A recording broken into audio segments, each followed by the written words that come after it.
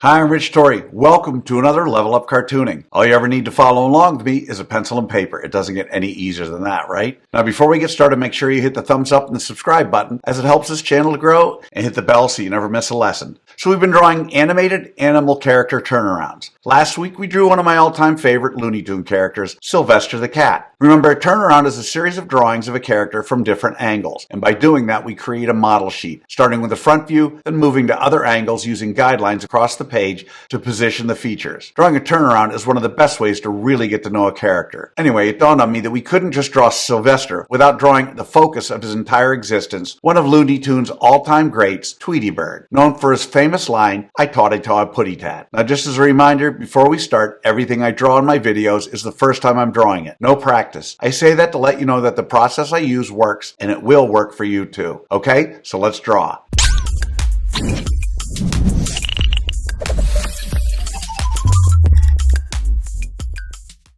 We're going to draw our turnaround of Tweety step by step, giving you the secret formula to be able to draw him again and again. If you've watched any of my other lessons, you know I normally use the character's head to figure out how big the entire character is. And in this turnaround of Tweety, his height is roughly 1.5 heads tall. In other words, however tall you draw that relatively giant shape we use for his head, his entire body is about 1.5 of those stacked up. He's a crazy character because his torso is only half the height of his head. Anyway, Tweety's a great character to study because he's built from very simple but very specific shapes. Large oval head, tiny torso, skinny legs, and oversized feet. And even though his design looks simple, that head-to-body relationship is everything. Once you get that right, the character really starts to feel like Tweety. Okay, so let's draw our roadmap for today's turnaround of Tweety Bird.